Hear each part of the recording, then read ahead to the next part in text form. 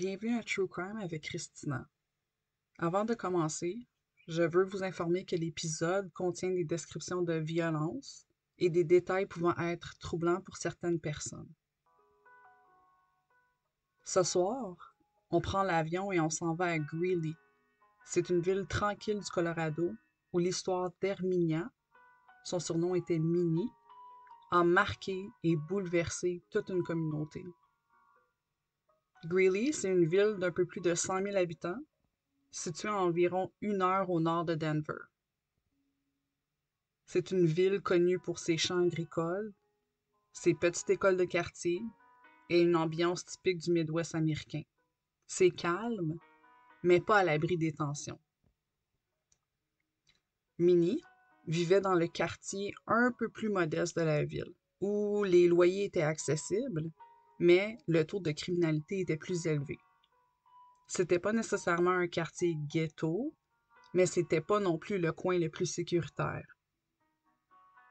C'est un endroit où tout le monde se connaît un peu, où les jeunes traînent dehors, puis où la vie peut basculer en une seule nuit. On plonge ensemble dans l'histoire de Minnie, une jeune femme pleine de talent et de rêves qui a été brutalement arrachée à ceux qu'elle aimait. Hermina Lavonne Marquez, que tout le monde appelait affectueusement Minnie, était une jeune femme de 21 ans, débordante d'énergie, de rire et d'amour. Elle est née et a été élevée à Greeley, au Colorado. Elle avait gradué de l'école secondaire Greeley West en 2019. Minnie était une vraie boule d'amour. Toujours la première à tendre la main quand quelqu'un avait besoin d'aide. Elle avait ce don rare de faire sentir les autres vus, écoutés et aimés. Ses amis disaient souvent qu'avec elle, on pouvait être soi-même sans jugement. Sa chambre était remplie de cahiers de chansons, de carnets griffonnés de paroles et de dessins. Ça représentait très bien sa personnalité, c'était des fragments de son monde intérieur, riche et vibrant. Passionnée de musique, Minnie écrivait ses propres textes qu'elle livrait avec émotion, que ce soit en chant ou en rap. Elle rêvait de percer dans le milieu musical, non pour la gloire, mais pour toucher les cœurs, inspirer les gens et faire entendre sa voix. Surtout celle des femmes racisées, qu'elle voulait représenter avec fierté. Elle faisait aussi des vidéos sur TikTok et YouTube où elle partageait ses freestyles, ses routines de danse et des moments cocasses de son quotidien. Elle avait commencé à se bâtir une petite communauté qui l'encourageait à poursuivre ses rêves. Minnie aussi adorait la nature. Elle trouvait son équilibre en plein air. Elle adorait camper sous les étoiles, faire des randonnées dans les montagnes du Colorado ou aller pêcher au bord d'un lac en compagnie de ses 2 chiens, Capri et Bruno, qui la suivaient partout. Ses photos sur les réseaux sociaux racontent une vie simple, mais profondément connectée à la terre et aux gens qu'elle aimait. Sa famille la décrit comme une jeune femme au cœur immense, loyale à l'os, qui n'hésitait jamais à défendre ceux qu'elle aimait, peu importe les conséquences. Elle protégeait les siens avec une intensité farouche et elle était toujours celle qu'on appelait en premier, autant pour pleurer un chagrin que pour célébrer une victoire. La perte de Minnie a laissé un vide immense dans sa communauté. Elle n'était pas seulement une fille, une sœur ou une amie, elle était une lumière, une force tranquille, un rêve en devenir, brutalement éteint trop tôt.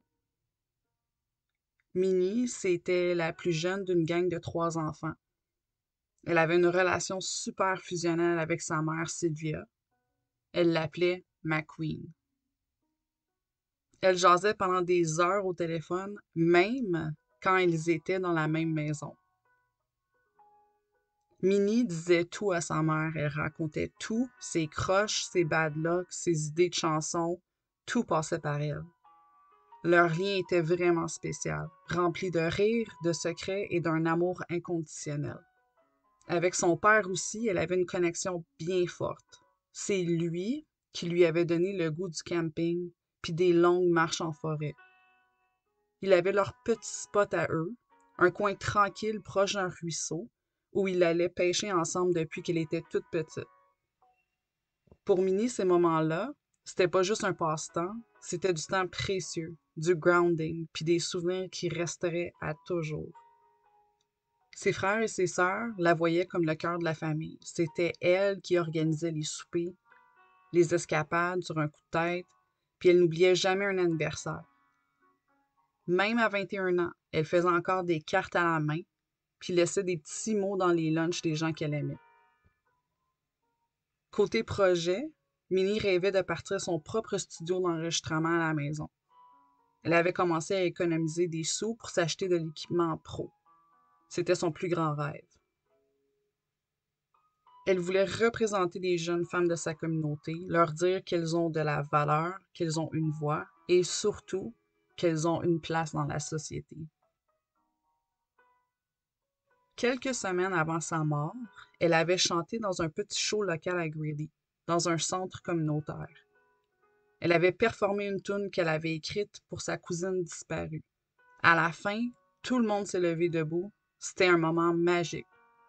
Un de ces moments où tu sens qu'il se passe quelque chose. Une étoile qui commence à briller. Mais en arrière de cette lumière-là, il y avait aussi une fragilité. Dans ses derniers textos à une amie proche, Minnie disait qu'elle se sentait brûlée, envahie par une sorte d'angoisse qu'elle ne comprenait pas trop.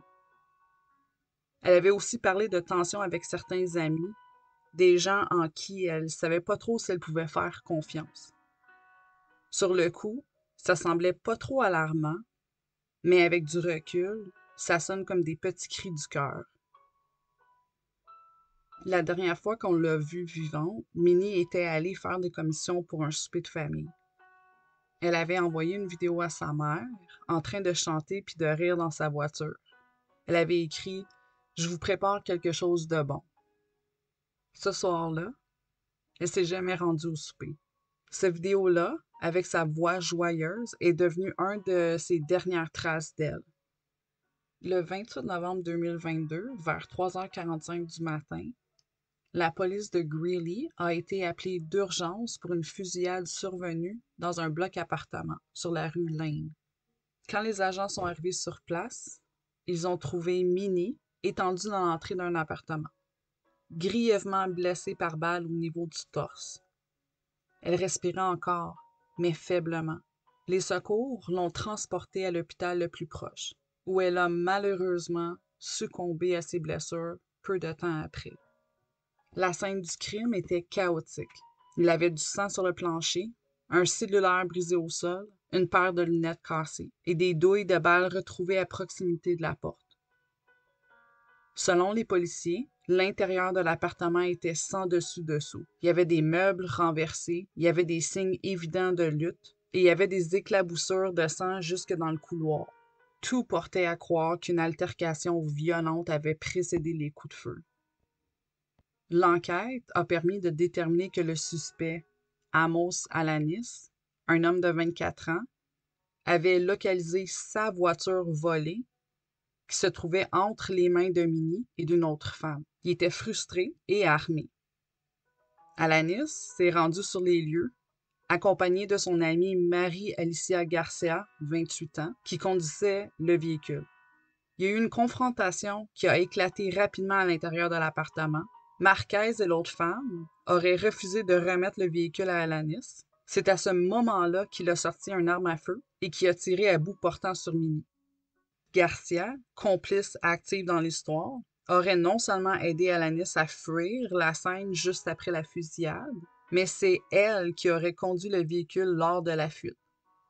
Les policiers ont trouvé des images qui ont été captées par une caméra de surveillance du quartier, montrant les deux quittant rapidement les lieux à bord du véhicule volé. Juste pour faire un recap, Minnie avait le véhicule de Alanis. Donc, c'était techniquement un véhicule volé. Et Alanis a repris le véhicule volé, qui était le sien dans le fond. Après la fusillade, les enquêteurs de la police de Greeley ont lancé une opération de recherche intensive. Grâce aux caméras de surveillance du quartier, ils ont rapidement identifié le véhicule en fuite, une berline noire, conduite par Marie-Alicia Garcia. Les policiers ont aussi pu relever l'immatriculation, confirmant qu'il s'agissait bien du véhicule précédemment volé à Amos Alanis. Dans les heures qui ont suivi le meurtre, le nom d'Amos Alanis est ressorti comme principal suspect. Des témoins ont confirmé l'avoir vu crier après Minnie, quelques minutes avant les coups de feu. Un voisin a même rapporté avoir entendu Alanis dire « Donne-moi mon crise de char ou ça va mal finir », avant que 2 détonations retentissent dans la nuit. Pendant que les policiers interrogeaient les résidents et passaient le secteur au peigne fin, Alanis et Garcia ont tenté de semer les forces de l'ordre. Ils ont quitté Greeley pour se rendre dans un motel à Denver. Ils ont passé la nuit là. Les enquêteurs, grâce au traçage du cellulaire de Garcia et à des paiements par carte de crédit, ont réussi à remonter leur piste. 2 jours plus tard, le 30 novembre, le SWAT est intervenu au motel. Alanis et Garcia ont été arrêtés sans incident. Lors de leur arrestation, les policiers ont retrouvé l'arme utilisée dans le meurtre, cachée dans un sac de sport sous le lit, et ils ont aussi trouvé les effets personnels appartenant à Minnie, dont son portefeuille et son cellulaire. Alicia Garcia, lors de son interrogation, a tenté de minimiser son implication. Elle a affirmé qu'elle ne savait pas qu'Alanis allait tirer et qu'elle avait seulement accepté de le conduire là. Elle a dit aux policiers « J'allais le porter là pour qu'il aille parler à 2 filles pour son char », mais ces versions ont changé à plusieurs reprises, ce qui a renforcé les soupçons contre elle. Alanis, de son côté, est resté froid et peu coopératif. Il a tout simplement dit « Je voulais juste reprendre ce qui m'appartenait ». Les 2 ont été formellement accusés. Alanis pour meurtre au premier degré, possession illégale d'armes à feu et vol, tandis que Garcia a été accusé de complicité de meurtre, obstruction à la justice et fuite après un crime violent. Le procès d'Amos Alanis et de Marie Alicia Garcia a débuté au printemps 2023 au palais de justice du comté de Weld. La salle d'audience était pleine à craquer. D'un côté, la famille de Minnie, vêtue de noir, les yeux gonflés par les larmes et la fatigue. De l'autre côté, les familles des accusés, silencieuses, presque figées dans le malaise. Alanis, menotté, est entré dans la salle en traînant des pieds. Il portait un complet beige froissé, fourni par le centre de détention. Il évitait le regard avec tout le monde, sauf quand il lançait un coup d'œil furtif à Garcia. Elle était assise 2 rangées plus loin. Elle portait une chemise blanche, trop grande pour elle, et gardait la tête baissée presque tout le long des procédures. Dès l'ouverture du procès, la couronne a présenté les faits. Un vol de voiture, une confrontation inutile, un meurtre prémédité. Le procureur a fait projeter sur les écrans les images de la scène du crime. Le jury a vu les photos du corridor souillé de sang, une immense flaque juste à l'entrée, une tache qui s'étendait jusque dans le salon. Les photos de Minnie sur la civière, inconsciente, ont provoqué des sanglots étouffants dans la salle. Sa mère a dû sortir incapable de supporter la vue. Le procureur a aussi fait entendre un enregistrement audio tiré d'un appel au 911, où on entend la voix paniquée d'un témoin crier « Une fille vient de se faire tirer, elle saigne partout ». En arrière-plan, on entend un chien japper avec une femme hurler « Minnie, reste avec moi ». De son côté, la défense d'Alanis a tenté de plaider l'émotion et la panique. L'avocat d'Alanis, Mr. Rodriguez, a dit à la cour que son client avait simplement perdu le contrôle après avoir retrouvé sa voiture volée. Il a décrit Alanis comme un jeune homme désespéré qui n'avait pas l'intention de tuer. Mais la preuve était trop accablante. Les messages textes menaçants envoyés à Minnie les jours précédents, les vidéos de surveillance, l'arme retrouvée sous son lit et surtout les témoignages de l'autre femme présente sur les lieux cette nuit-là. Marie Alicia Garcia a essayé de jouer la carte de la distance. Son avocat a affirmé qu'elle ignorait tout du plan d'Alanis, qu'elle avait simplement suivi son ami sans savoir ce qu'il allait se passer. Mais l'accusation a démontré qu'elle avait aidé à planifier la rencontre, qu'elle avait gardé le moteur en marche pendant la fusillade et qu'elle avait participé activement à la fuite. Le juge, M. Thompson, un homme sévère avec une voix grave et calme, a été direct dans ses commentaires. Lors de son verdict, il a dit « Ce n'est pas un simple accident, c'est un choix. Un choix de se rendre là-bas armé, un choix de tirer, un choix de fuir. Madame Garcia, vous avez choisi de devenir complice. Monsieur Alanis, vous avez choisi de devenir un meurtrier. Le jury, après 3 jours de délibération, a trouvé Amos Alanis coupable de meurtre au premier degré. Il a été condamné à la prison à vie, sans possibilité de libération conditionnelle. Mary Alicia Garcia, reconnue coupable de complicité de meurtre, a écopé de 25 ans de prison ferme. Depuis leur incarcération, Amos Alanis et Mary Alicia Garcia ont été transférés dans 2 prisons différentes du Colorado. Alanis purge sa peine à la prison d'État de Sterling, un pénitencier de haute sécurité reconnu pour héberger certains des détenus les plus dangereux de l'État.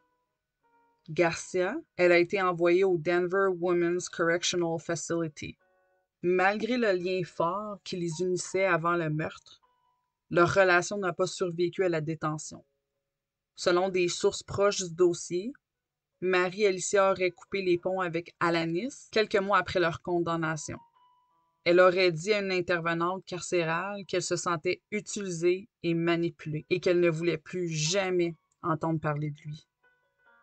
Lors d'une entrevue enregistrée pour un programme de réinsertion, Garcia a finalement exprimé des remords. Les yeux rougis, la voix tremblante, elle a dit « Je pense à Minnie à tous les jours. J'aurais dû arrêter Amos. J'aurais pu faire quelque chose. J'ai été lâche. » Elle a aussi mentionné avoir écrit une lettre à la famille de Minnie, une lettre que la mère de Minnie aurait refusé de lire. Amos Alanis, de son côté, n'a jamais montré le moindre signe de remords en public. Lors d'un appel téléphonique intercepté par les autorités, il aurait déclaré à un ami « Si c'était à refaire, j'aurais juste pris mon char puis je me serais sauvé. Mais tu sais, elle m'a poussé à bout. » Aucune compassion, aucune excuse. Juste du déni et de la colère. Pour la famille de Minnie, la douleur ne s'estompe pas. Sa sœur a partagé un message sur les réseaux sociaux à l'anniversaire de sa mort. « Minnie, ton rire nous manque. Ton absence, un vide qu'aucune justice ne pourra remplir. » Hermina Minnie Marquez avait seulement 21 ans. Elle était pleine de projets, d'amour pour ses chiens, de passion pour la musique et les grands espaces verts. Un simple conflit pour une voiture volée lui a coûté la vie. C'était une décision impulsive qui a laissé une famille détruite, des amis en deuil et une communauté marquée à jamais. Merci d'avoir écouté True Crime avec Christina. On se retrouve la semaine prochaine pour un autre épisode. D'ici là, prenez soin de vous, restez vigilants et gardez l'œil ouvert.